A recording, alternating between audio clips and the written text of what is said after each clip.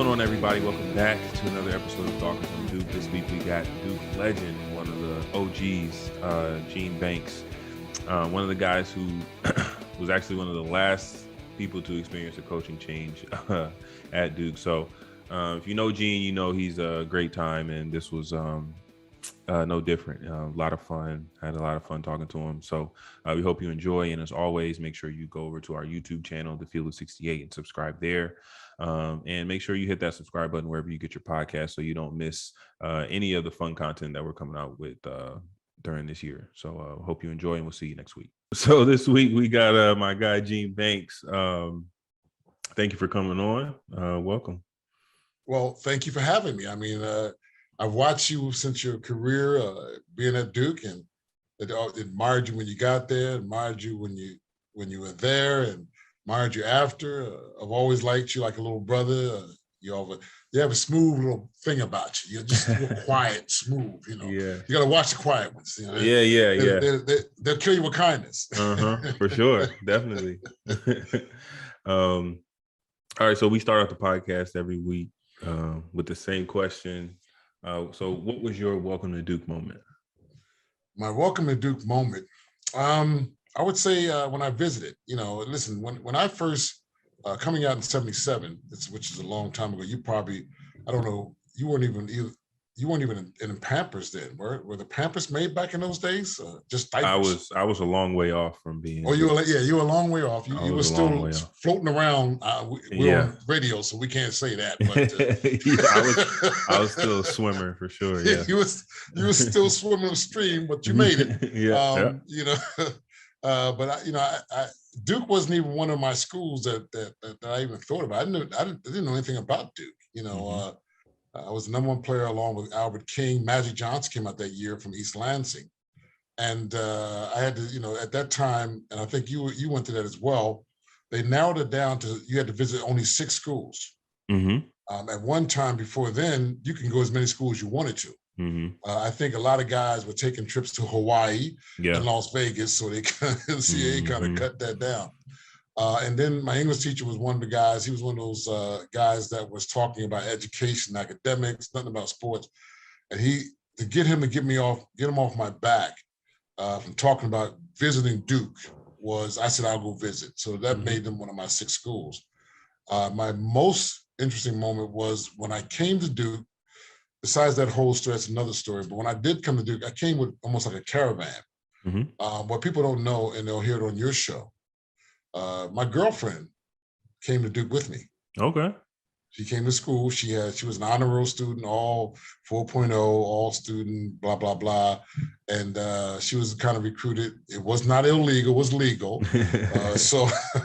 But she came with me there, and we had a caravan. We drove up into the circle, around up to the chapel, and we walked around just to see the chapel and stopped all 5 or 6 cars. I got out, ran up to the steps, and I stood on top of those steps right there, the top steps. And I says, yeah, we're going to be the NCAA champions. I'm going to resurrect this program, blah, blah, blah. I was saying that. They looked at me, and it was like, they knew me from West Philly, and they said, okay, cool. And I got back in the car. So me doing that, that was just my spontaneity I had. But I always kept saying, I said, we're going to be a national power. And I got back in the car and we went around. So that was one of my defining moments, being on top of the chapel and doing that. Yeah. Well, that's a heck of a story there. So I want to run it back to high school. I was, doing a little research beforehand, and I saw you had the nickname Tinkerbell. So how did Tinkerbell become your nickname in high school? The story about Tinkerbell was I had a cousin named Theodore. Theodore was known throughout Philadelphia. He gave guys their nicknames. He gave Lewis Lloyd, that went to Overbrook, played for the Houston Rockets, Sweet Lou, Black Jesus. He was giving people names. So he came to my high school. He went to Arlington High School across town, but we had a fire drill. And as we were outside, he was outside coming over to visit me. And when everybody went in, we kind of just played hooky. We kind of played hooky and went down downtown. Down in Philadelphia back in those days, they had white cars called truant officers. And if you got caught with a truant officer, they bring you back to school, see your parents. And back then, parents, they spanked you behind on a moment. Oh yeah. So we ducked into a movie, and we sat there, and we were sitting there, and this thing came up about Peter Pan, and he was saying, "Yeah, that's what I know what I'm going to call you." And I'm up there looking at this. I'm going, "Okay, I see Captain Hook, I see Peter Pan with the tights on. That ain't happening." And I'm sitting there, I'm looking at him. So he goes, "Yeah, we're going to call you Tinkerbell." And I looked at him like, "You out of your damn mind, man. You crazy." He said, "No, you got to understand this. Look how she flies through there. That's how you fly through the air." He said, "The charisma she had, the magic she had, that's you." I said, "If you call me that, bro, I'll bust you up for real." So we left out of there. Anyway, I had a championship game 2 days after that at Temple's McGonigal Hall. And it was the first game. I was like second. There were two other guys who were all public. They were better than me. I was a sophomore. And I had the game was on TV, the only game they really had on TV except for another one. I had a great game. And Teddy had went around the stands. Everybody knew Teddy. He was one of those ballers that everybody knew. He wasn't great, but he was okay. Yeah. And he went around telling people about call him Tinkerbell. I heard it, but I didn't hear it. Yeah. I had a great game. I mean, I was averaging 16 points a game. I was doing okay. I was like third or fourth on the list of being a top player on the team. And I got interviewed the next day. It was in a paper on the front page of the newspaper. And it wasn't just the sports page, it was the front page. And it said, "There's another Bell in Philadelphia, the Tinkerbell." And I was like, wow. I wasn't feeling it. I wasn't feeling it. We're in the kitchen. My mom's cooking. My brother says, my sister comes in with a newspaper. Hey, look, mommy, look what's on the page. I saw that. And it says, "There's another Bell in Tinkerbell." And I'm like, seriously, I was not feeling this. Teddy had happened just to walk through the door because he loved to eat. And I grabbed him by his collar. We went around the corner. And around the corner was Huey's schoolyard. And these two kids were playing while I'm badgering, saying, "Come on, man, you could have gave me a name like Magnum Force or, Big Gene or blah, blah, blah, blah." And just as I was ripping them, these two kids were playing ball. And one of them was saying, "I'm going to make this move like Sweet Lou Black Jesus." And the other kid said, "I'm going to turn around and make this patented back drop step like Tinkerbell." And we both turned around and went. And Teddy said, and walked away. And I'm standing there watching it, and I'm not getting this. It's tripping me out. Yeah. And all of a sudden, I said, wow, that was deep. It caught me. And all of a sudden, that's when I started embracing it. I said, wow, And after a while, I made it into, Teddy came back. He sat at the table with my mom. He says, "Listen, Miss Banks, Gene, Batman, Bruce Wayne, Clark Kent, Superman, Gene Banks, Tinkerbell." I like it. That's it was crazy, and nobody in Philly calls me by my name, and even at Duke, it's Tinker, it's Tinkerbell, and I learned to embrace it like a folk hero type of thing, and I get psyched up before I have this ritual I do before the game, like the Hulk, and I start freaking out and looking in the mirror, and I always will say these words: "I'm not going to let nobody outwork me. Nobody's going to outwork me. I get all lathered up." But and that was a Tinkerbell persona, change from Gene Banks to Tinkerbell. That's what's up. So when you were coming up, who were some of your influences, basketball wise? Really interesting. I came up in Philadelphia. Philadelphia was a strong tradition of basketball. Wilt Chamberlain's from there, Earl Monroe. People don't even know this. Kobe Bryant. Dad, yep. Joe Bryant was a great player out of high school and out of LaSalle University. Andre McCarter, who went on to play at UCLA and helped them win the championship. So I had a lot of guys that came out of Philadelphia that were very influential. My dad, I have to give my dad credit, because my dad would take me out. I lived with him for a little bit because my mom and dad had divorced, but I lived with him for a little bit, and he would go out and play ball. He was pretty good. And he would, after he got finished playing, he would throw the ball at me, and I would try to do something where he would trip me or give me a wedgie. He made me like, because I didn't like basketball. I didn't like it at all. But he made it fun for me.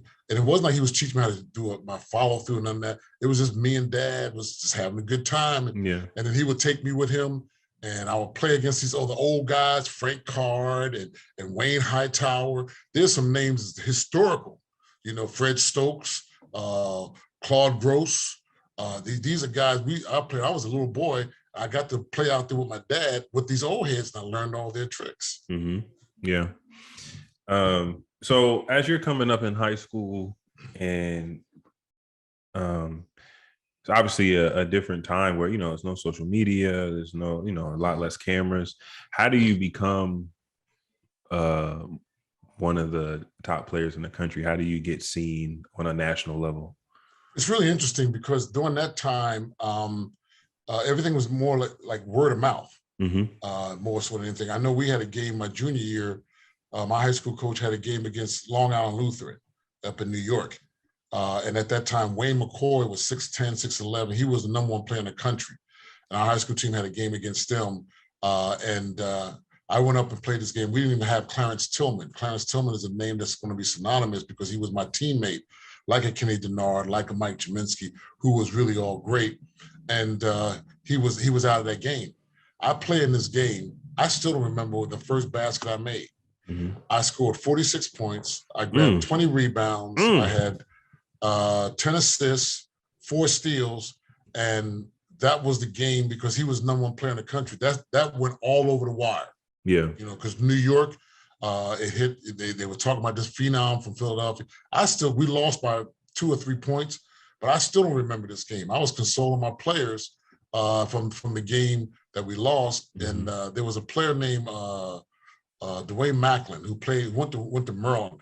He said the people were standing at the door looking at me in amazement, and I didn't understand why they were looking at me. I don't even remember scoring the 46 points. I just had a game. We lost a game, and here it was. The next day, it goes over the wire, and everybody in the world goes, Wayne McCoy gets destroyed by this phenomenon, and that's when I got my bones. Yeah, and then so you become one of the best players in the country, well known. I'm sure the recruiting rules were a little more lax back in the day. So what was that like? What was being recruited by pretty much everybody like? Well, the toughest thing was everybody wanted me to stay back in Philadelphia, and the Big Five. If you know anything about the history of basketball in Philadelphia, and that it wasn't even a conference, but it was their own made conference called the Big Five: St. Joe's, Villanova, Penn, LaSalle, and Temple. And they would have games at the Palestra. Here's a known fact: the Palestra and Cameron Indoor Stadium were designed by the same guy. Oh. The black guy that designed Cameron Indoor Stadium, Adelaide. He designed the Palestra and the Cameron Indoor Stadium are the same exact model. Same exact. It's just the inside is how they gutted it and so forth and so on. So they would have their games have double hitters where they played, and that was the big thing in Philly. They wanted me to stay home. I would have stayed home and played at University of Penn.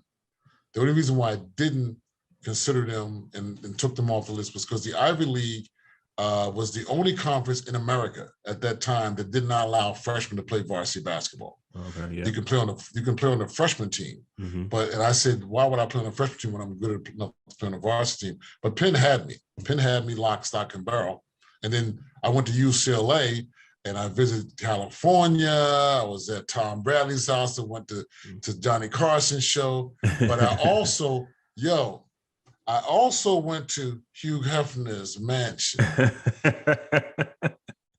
If they had the letter of intent with them on that day, it would have been I over. would have signed it right there.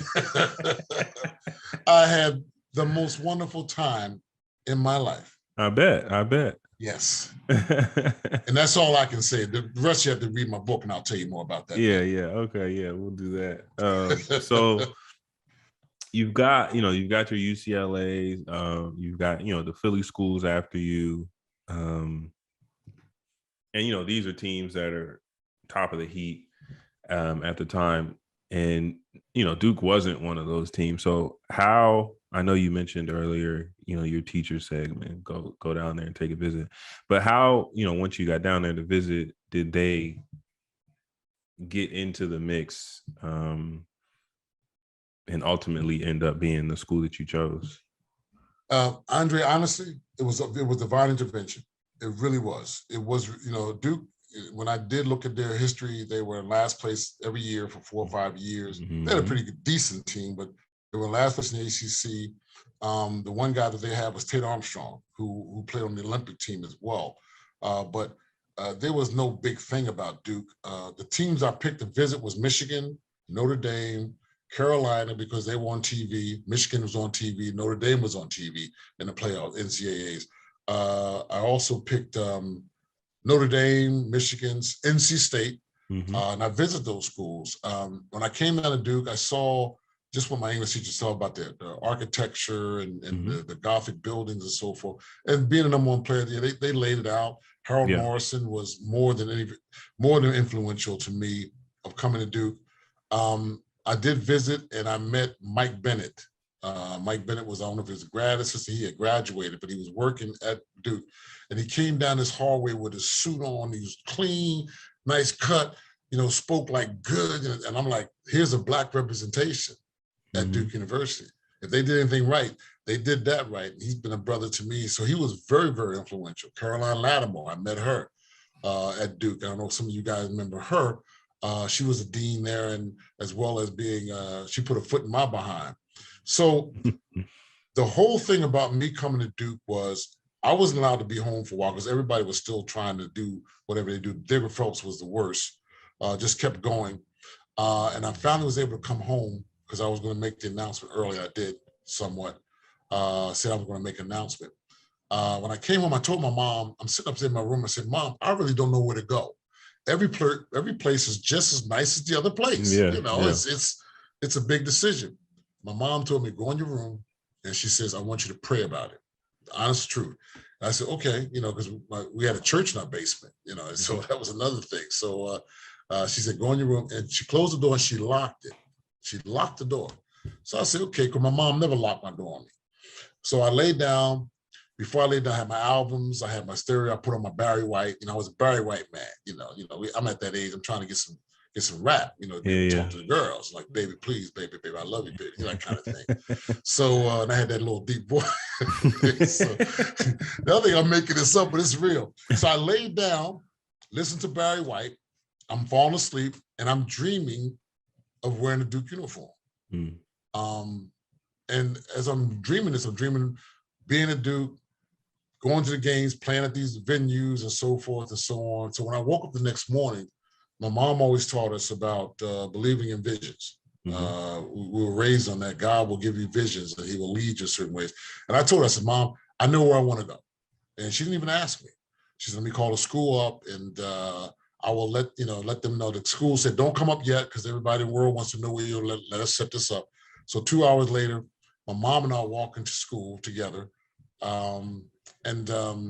The greatest moment I've ever had, I've had many moments with my mom, but the most secure moment I ever had, we're walking up to school about a block away, and I'm scared. I'm going to make this decision, and people don't even know, only certain people know at the last minute I'm going to say Duke. And I'm scared, man. And I'm walking like my mom's taking me like she's taking me to kindergarten first day, Yeah. But what she did, she reached her hand down, she put her hand in my hand, and like I wasn't scared anymore. So I walked into the press conference. It was packed. It was crazy at the school, my principal's office. And I told everybody I was going to Duke University. And everybody said, what the hell? They said, does Duke even have a basketball team? Where the hell? People went off. And back then they didn't have cell phones. So reporters that were in the front jumped up and they ran to find a phone, because they tried to get the story. And everybody, they were just amazed that I even chose Duke. It was crazy. And I just said, well, I believe that God's going to be with me. And this is something that I thought it's going to be a great thing. I'm going to listen. And that's what I'm going to do. I want to go and help them become a national power. I want to resurrect the program. Yeah. And the irony of it all is everything I dreamt about, everything that I laid down and dreamt about happened. Yeah. Everything happened. And in the dream, it didn't say we won the championship, but it showed that we went through that. So that's why my spirit, my love for God is so beautiful and wonderful. I know everybody has their things. I don't beat nobody over the head about it, but I love what God put me on that path. He pushed me to go to Duke. That was my destiny to go there. And then, so you commit, you're coming in as a freshman, big time prospect. top player in the country. Number one player in America.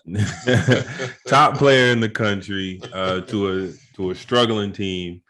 I guess I have a twofold question. What was your expectations coming in as a freshman, and what was your reception like when you got down there? To answer the first question, there was no the only expectations I've had, I was bred by my high school coach and my team that we were winners. We always won. So that was within me. I never even doubted that what we were going to do, how we were going to do it. I never said we're going to win the championship. I just go in and once I get to playing and working out with my teammates, we know it wasn't even something that I'm saying I put any goals that we're going to win the championship. It wasn't all about that. It was about getting there, getting comfortable with them, getting to know the guys, Kenny Denard, Mike Jaminski, Jim Spanarco, Steve Gray, John Harold, who transferred from NCC Central, Jim Sudduth, Bruce Bell, Rob Hardy, Scott Getz. It was just the names of guys. And once I knew I got comfortable with my teammates, and we had so much fun playing together, and my high school says, you brought that winning to them.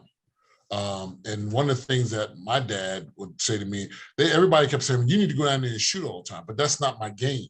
I can do that, but my game was to be a complete player, pass and facilitating, playing every part of the game. Because the only time I get mad ready to score, unless I got an elbow in the mouth or somebody was talking, then I'll go out there and I'll start scoring. Yeah. But other than that, as long as the basic thing was, as long as we won the game, that was all that mattered to me.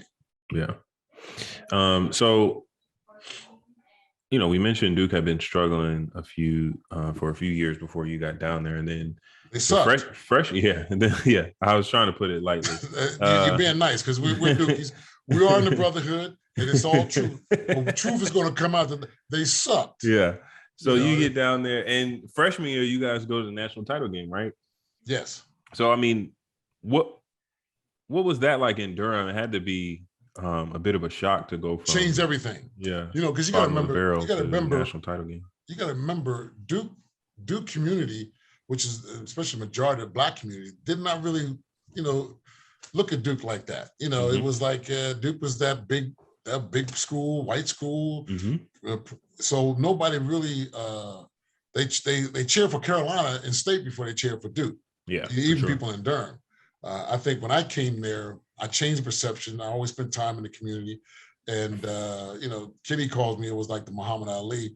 I love the tension. I love getting that, but I always enjoyed being on the East Side, being with people, and got them to like it. And then when you're winning, that helps a lot. Oh yeah, so, absolutely.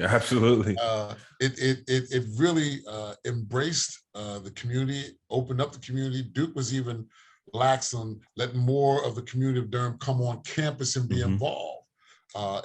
That's if there's one thing I've ever done good, if you could say that, was open that up to show that everybody's just as good as everybody else, and we got that backing because we were like those young kids that were having a good time.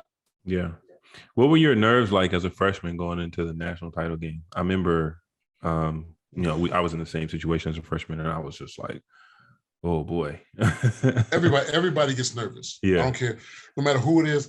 You have your own type of nervousness. You have your own way of it. Everybody gets nervous. Yes, I was nervous. When we got to the Final Four, we were tearing Notre Dame up, and they made a run back. So we get to the championship game. We're the young kids. We didn't care who scored. We didn't care who did what. We just balled, man. It was so much fun. We were blowing bubble gums. We didn't care about anything. But we played hard, and we played good, and we played together.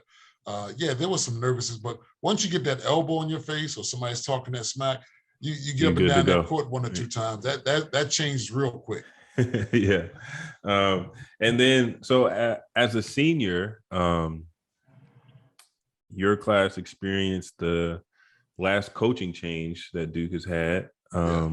What do you remember about the coaching change and then about Coach coming in that first year? The thing I remember was when finally Bill Foster finally came and talked to me. And I guess I took it like a man. I was like, oh, Coach, you got to do what you got to do. He and Butters have always had clashes all the time. And then this happened, and it happened at a time where, it caught us off guard somewhat. Yeah. But when it was found out, and then we also won the ACC championship that year before he left. It was interesting. I try to act like I was, a grown person. The coach is what you got to do. My dad and family members were very, very pissed off at him for leaving, because I could have left my junior sophomore year going pro, and I didn't. I stayed. He left. We didn't have any recruits come in. We had one recruit come in, Doug McNeely, and Doug. When they were going after the coaching staff, they never talked to Kenny and I at all. They never confided in us. We knew nothing. Kenny went down to the Keys, laid out in the middle of the ocean with sharks around him and drinking pina coladas. I went to Philly. We took an extra week off, he and I. That wasn't planned. We just left because no one was telling us what was happening. When I found out that Coach got the job, Coach K, I was in my living room, my kitchen with my mom. She was cooking with my brothers and us around him.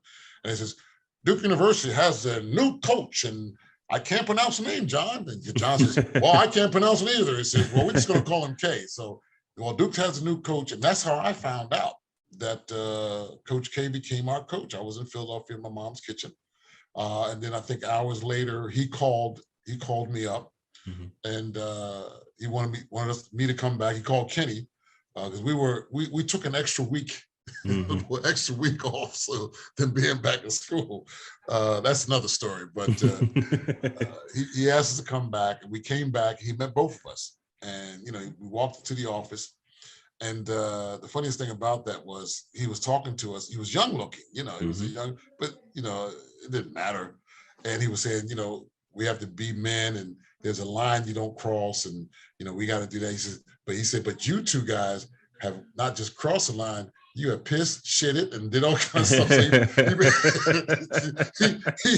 he broke the ice, and we busted out laughing, So he broke the ice on that, and he said, but we got to, I have a plan. I have goals. We all have to place goals, and this is what we need to do, and we're going to be men. And when he said that, we was all in. There's no doubt about it.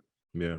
Before we continue with Gene, let me tell you guys a little bit about our partners over at BetRivers Sportsbook. If you haven't signed up with BetRivers yet, now's the time, because they are offering a $250 match bonus for your first deposit. But what sets them apart is they require just one playthrough to turn your bonus into cash money. With their new Rush Pay instant approval, withdrawing your winnings is safer, more secure, and more reliable. With hoop season right around the corner, get in on the action by going to betrivers.com today or by downloading the BetRivers iOS app. Must be 21 years or older. Gambling problem? Call 1-800-GAMBLER. What was that season like? His first year with you guys as being seniors, and by the end of the season, did you expect? Obviously, not expect 5 championships and 1,000 wins, but did you expect big things from him moving forward after that year? It was hard. The thing I liked about him, he knew how to motivate. He knew his X's and O's. He came from West Point. Now it wasn't like they were blowing everything off the roof when he came in, and Bobby Knight was, I guess, very influential in that. But it doesn't matter who was coach. I'm going to listen to whoever my coach is. I'm sure you've gone through that too. Whoever your coach is, you're going to play for him. You're going to respect him. So I went out and respected him. We weren't freshmen, so we were already. I think he was fortunate to have Kenny and myself and Vince there at the time. We had a seasoned team, a little bit of Tommy M and Chip as well. We have a big center. We had Mike Tissall, but we didn't get any recruits. We just had Doug McNeely. Our expectations. We were just still trying to learn him, because Coach came in. He wouldn't play no zone. We were sitting up and said, we got Ralph Sams, who's 7'3". We got Sam Perkins with long arms. We got Buck Williams. We need to play a zone one time. Okay? Coach wasn't having it. He made us play dog-on-dog defense, and I like that. I kind of like that. It showed his grit and his guy. He said, I'm going to stand by it. And then I saw with him, we went to play NC State, and he changed the whole offense. He changed the whole. He put me on the point. It was that Pentagon offense. That's what they called it later. But he put me on the point, and you may think it's a stall, but it wasn't a stall. It was just me. I get to have the ball. I get to do what I feel I need to do. He had respect that I would move the ball around and knew how to get the teams moving. And if I got a break one-on-one, I would do it. And I did that at times, but I ran the offense when he got his first win. He really cussed everybody out because the guards were playing with the ball. And he said, God damn it. That's the first time we heard him curse. And he says, this guy is ACC, and I want him to have the ball, period. And I was like, cool, cool. I like that plan. Yeah, I like that. I knew I was going to get someone anyway, but he made it here are your roles, period. Yeah. And then we got into the roles. And we had some games went up, we went down, we were up and down, we were battling here and there. And then we had a game against Maryland, who was number 3 in the country.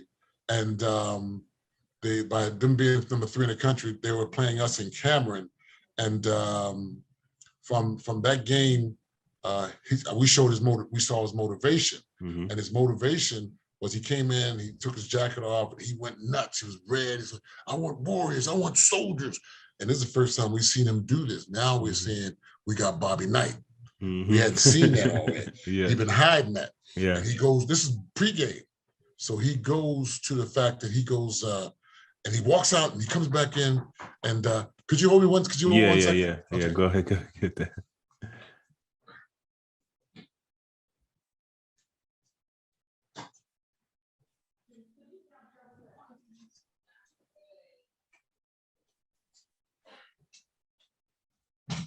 Andre, I'm loved. I'm so loved. We had to break. Somebody just brought me some beautifully homemade chicken soup. Oh man, that's amazing. I'm saying I'm doing a podcast. I wanted you to have this chicken soup, so I'm so happy. I'm so happy. God is so good. That's nice. That's nice. So sorry, you guys, you people that are looking at that, but y'all would understand. That's get some food. That's well worth it for sure. But yeah, we had a Maryland game. And this is pregame in the locker room. You've had him, and he takes his jacket. He's red, and he's going, this is our house, and this I want warriors, I want soldiers. He walks out, and he sticks his head back and says, are y'all with me? And we all looked at each other like, yeah. we tripped. He magnetized us, and we run out there and we won this game. They were 3rd or 4th in the nation. We played our hearts out and we were soldiers, and he helped us. He made us win that game. Yeah, I remember times like that, and it's it's funny. That's why I was laughing so hard, because he did stuff like that with us. It was amazing. He still had the energy to do that after 30 plus 40 years. But no lie. I remember he would it would be certain games, and he didn't do it too often. It wasn't every time, because it lose its sting. But every so often, normally he knew when to do it. He knew when to do it. Normally he'd come in normally and just go over the scout. Hey, this guy, we're doing this. We're gonna send him right or send him left. Blah blah blah. This guy, we're doing that. Yep. And then we come in, huddle, boom, break. But then every so often, he just come in and to start screaming, and so we'd all be going nuts, and we were like, little Bobby Knight, let's go. And so little Bobby Knight. That was always fun, man. You mentioned he knew how to fire us up. I mean, he was good. Absolutely. You mentioned your guy Kenny Denard. Oh my God, who is your guy? How you guys stay friends for 40 plus years? I'm insane. You remember Rick James said cocaine's a hell of a drug? Kenny's a hell of a drug. Kenny Dunn is a hell of a drug. So, from day one, when I came there, we were out on the court, and it was my first time being seen and playing everybody. I think some of the guys from State Central were there, and I went up to go up and dunk, and he went after it. Mm-hmm. He tried to block it. We crashed to the ground, and we laid down there, and everybody was freaking out. Here I am, my first month there, and the number 1 player, the Messiah, whatever you want to call it, and here is Kenny Denard from Kings, nuthead, crashes into the prize prince. And we laid on the floor and we looked at each other, and I looked at him, I says, yeah, that's how you play the damn game. And we gave each other 5, and we were linked ever since then, man. I Yeah. mean, we were roommates at one time, which was horrific.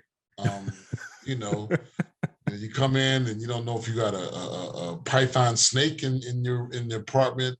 You got a skunk in there. One moment, I think one time I had my Isabel, who was with me. She was my girlfriend at the time. He walks down the hallway, butt naked, dangling. We came back in to get the keys, and we were going to go see a movie. And he's walking out talking to us in regular, normal conversation, just dangling, butt naked. Goes in the refrigerator, gets some orange juice. He's drinking, telling us about, well, that movie, don't see that movie, see another movie. She's standing, I'm standing there. It didn't bother me, but she's looking at him, and he just normally puts it back in. He goes, see the movie, enjoy yourself, walks back down the hall, butt naked, and closes the door. And she looked at me, says, I kind of like him. And I was going, what did you like? What aspects did you like about I said, okay, he's hanging, but but yeah, I mean, there's a guy that I can't even begin to tell you my love for him. And for us to play 4 years, I didn't have to say things to him. He knew what I was thinking, what I would do, how I was doing. And that's how the shot happened. Mm-hmm. That's the game against Carolina shot. We didn't talk about that. He didn't look at me. It was just that being in sync with each other. I love him more than life itself. I really do. Kenny was really a good shooter and a scorer. Mm-hmm. But Bill locked him down a little bit, told him he had to play a certain role. Yeah. So, that's he made basketball for me at Duke one of the most fun things ever. Yeah, that's cool. So what was Cameron like back in the day? We were just talking about Kenny. He gave us a couple fun stories about Cameron. I think one of them was they used to throw tennis balls back and forth across the court before the games. They threw condoms. They threw condoms out on the court. Oh, okay. Well, yeah. You got any other good Cameron stories for us? Yeah, USC came and the Cameron crazies were really, really wild back when we were there. They were out of control and they were loud. They weren't choreographed. They picked up on everything each one did, and they were able to do stuff before they started locking it down. Like the USC comes and they're called the Trojans, and they threw out, the court was littered with Trojans. Some blew up, some in a package, some have been used. So, you think, I'm not joking, man, for real. Our Duke classmates, man, they were the truth, man. That was one of them. And then we had a game against NC State, and NC State had Clyde Austin. He's on the line with 2 seconds left. We're up 1. He's got 2 shots, not a 1-and-1. And somebody through Cameron, they took out their keys. They started shaking their keys. And then the rest of the Cameron crazy started taking their keys out. And then the rest of the people started taking their keys out. You have never heard a sound so deafening than people chain their keys. Yeah. Clyde shoots, it rims off.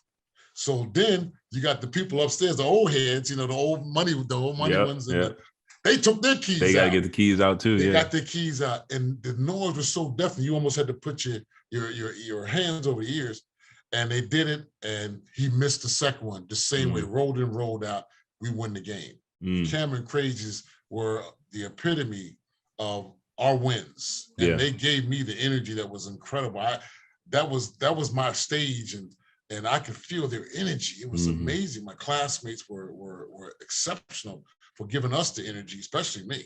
Yeah, I mean, I tell people, man, there's some kind of magic or something in there that is not quantifiable. You can't put like your fingers on it, but it's things that happen in there that you're like, what? Yes. How did that happen? Yes. I remember I think it was against Virginia Tech, close game, came down to the wire, might even gone into overtime. And I was on the bench and I'm watching, and they had the ball, I think, under out of bounds or something. And it was like a second or two left, and they got a shot off. And I'm watching it, and I'm like, oh, that's in. It was like, it was like a little floater or something in the paint. And I'm like, oh yeah, he made that. And I'm watching it, and it goes in the hoop and comes out. And I was like, there's no way. Like, No way. how did No that way. happen? No There's way. no way. Like, I'm like, dude, that was a bucket. Like, there's Yes, no sir. way that came out. So And, you see, you got a chance to play. People don't know it was something spiritual, something magical. yeah. When it came with the students being there, our classmates, even faculty, and even our alumni, it just once you got in that building, man, it was just something powerful. Yeah. That was just, and we were luckily or fortunate to be able to experience that. Yeah. No other place had that. Yeah, we did. Absolutely. So big news going into this season for the Dukies is it's coach's last season. So have you thought about that? What are your like emotions heading into this last season with it's interesting, it's sometimes you see them year in and year out. You think a person's going to live forever or coach forever. Yeah. Until it starts hitting you. And then with me, I always go back to when he first got there. And I remember his first beginnings, and I remember when he had those struggles. I remember the time where a lot of the Orange Dukes, they wanted him gone. It was vicious. Yeah. Praise be to Tom Butter sticking to it. Yes. But also Coach had that. That's where it comes with like Cameron, that spiritual thing. There's something, he had that Polish angel around him to protect him. Like, you always talk about his mother, Emily. He always was a family type of person. His brother, Frank, and then you met Mo. So a kind of inner portion of him. And that's why I think his wins are so special, because he's not perfect now. He's going to make that very clear. He has his goods and his bads, but his goods are more so his family. And he pulls that, and he works hard, he works diligently. And as you know from West Point in the Army, he knows how to manage things, and delegate. So it all comes together, and then having that opportunity, because like in life, we all have our trials and tribulations and our challenges. And that was a challenge, and he got past that challenge and was able to he knew how to navigate and work through it. And now he's one of the greatest coaches of all time, even more so than almost John Wooden. But in the wins, John Wooden had more of the championship, so to speak. Yeah, for sure. You mentioned the family thing, and it's interesting because you had a room down the hall from the house when you got there. Remember, so you ought to know about the family thing. Come on. But it's interesting because that him being such a family man, like it translates over to the team too. Even like to the point, K Academy is like one of my favorite times of the year, because I get to see all the guys from different generations, all the way back to like yourself, and it's really cool. And people think we're being cheesy when we say the brotherhood and everything, but it really is because like you and I are close. Yes. We never stepped foot on the court together. We were separated by by decades, but it really is a family. And like it's real. Some of my best friends that played at Duke are guys that I never stepped on foot on the court with, like Gerald Henderson, my guy, never played with him. You and Kenny, like, love you, always. I'm always excited to see you guys when it comes to K Academy, and we never played together, so it really is just a giant family, and it's really one of the things I'm most thankful for having played there, I think. Yeah, and that brotherhood. Let me just this is not a cliche. People don't know.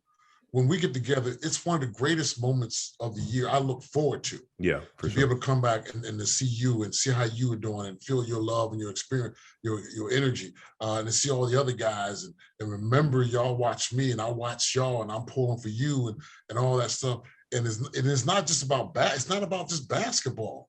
It's about us looking and caring for each other. And it's black, it's white, it's all that. We have our own, because we're both African American, and we have that love for each other because we're brothers. So, but we're also brothers with with John Shire and Cherokee and them. For sure. It's not a white and black. It's a brotherhood. Yeah. And Kay made that happen.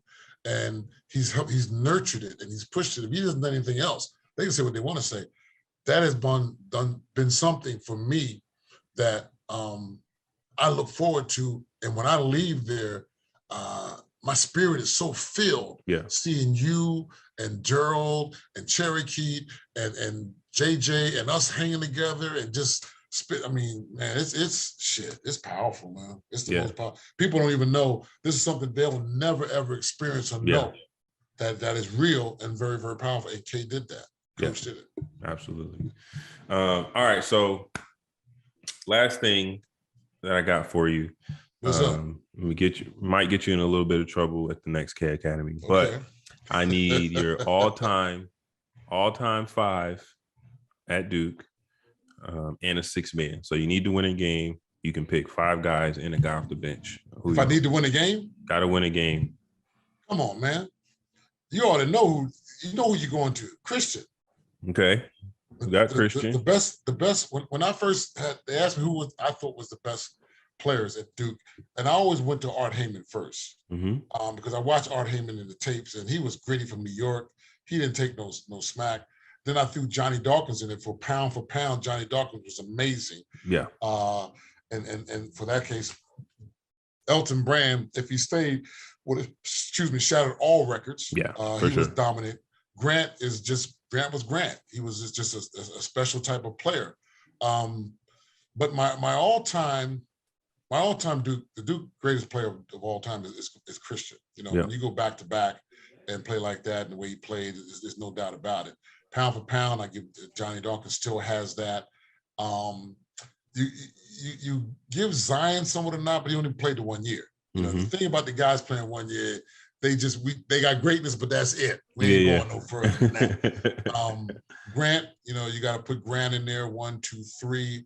You got to put Art Heyman in there because of the era of the time. He was if you watched him play, he didn't take no crap, man. He was just nasty.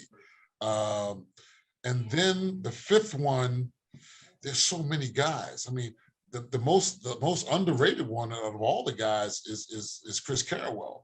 You know, because he was player of the year in the ACC. Yep. People don't really talk about Chris Carrawell, but Chris, he took numbers. Yeah, he was a bucket. He was a bucket man, and he played the whole game defensively and offensively. JJ, you put JJ up there for the way he shoot. He ain't take no crap.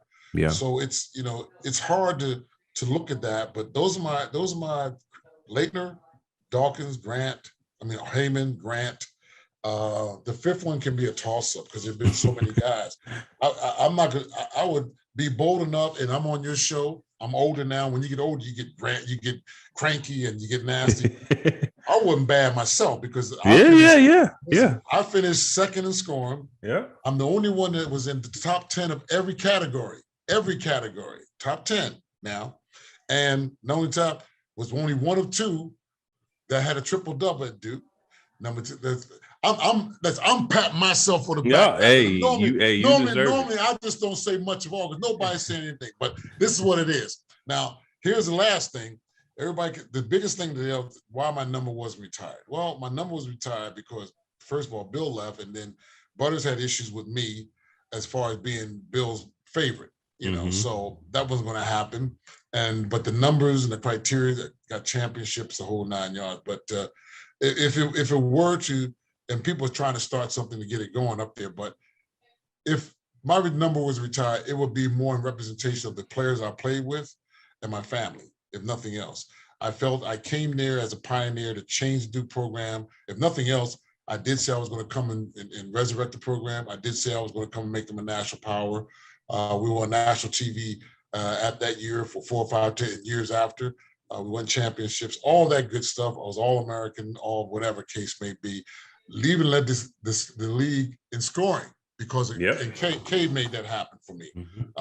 He didn't break any rules as far as our game plan, but it was Coach K that helped me. He helped me get to the pros playing defense as well. But any part I'm gonna say for the first time, I've left it alone. But should my number be up there because of my teammates and for the era and me changing the climate and being a visible African American on television to show that you guys know that if he's at Duke and he's doing what he's doing, I can go there too. And that was one of the things that I'm very, very proud of. That I know that says I told people before, there's going to be something coming after me that big and better than me. I'm just glad I was the first. Yeah. Claiborne was the very, very first, but then there were some guys after, but I was the first that came in and say, okay, you saw me on television. Why is he at Duke? I'm going to Duke because he's there. Yeah. Hey, man, I'm with you. I'm right there with you. You make a convincing argument, but that's all I got, man. I appreciate the time. You ain't got no more? You ain't got no more? No, that's all I got. I'm going to say you was a bad boy when you were there, man. You shot the lights out, man. I appreciate it. Let people listen to this. Andre Dawkins, unsung hero, gave what he gave when he played this game for Duke, gave his heart and soul to Duke. And listen, academic too, you know what I'm saying? So it wasn't like just balling. and you did everything when it comes to doing it right in the criteria basketball. I respected you. I loved watching you play and watching what you do. So I'm going to take the opportunity to, even though this is your podcast, I'm going to say what it is. I was very, very proud to watch you and be watching you play. I would rush home and say, Dog's going to play. I'm going to see how many threes he's going to get up tonight. I'm going to see who you're going to cross over. So I just want to say to you, I'm very, very proud of you and proud to be a brother to you. And that's more than anything else I can say to the fact that you made me proud. You made my heart feel good. And that meant a lot to me. I appreciate that, Gene. Again, thank you for the time. Always good to see you. And yeah, man, hopefully we'll get together at the next K Academy. We will get together again. This is the Duke Brotherhood.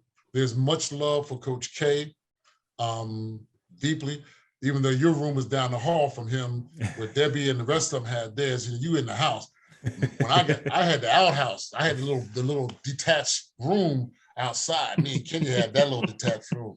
You know, Vince was in the house too, because he loves some Vince. Yeah. But me and Kenny were outside. So, when we had dinner, Mickey would bring the plate.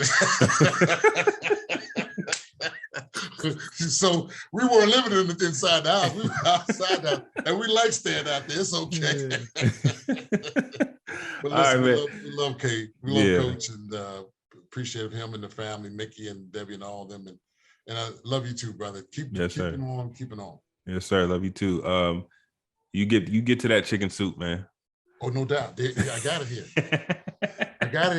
I don't play when it comes to food. And when you get older, you don't play around. You're going to know that too when you get older. Okay? Yes, sir. People bring you some food, you open that door up. Okay? No, I hear you. All right. Take care, you have brother. a good one, man. Later. God bless.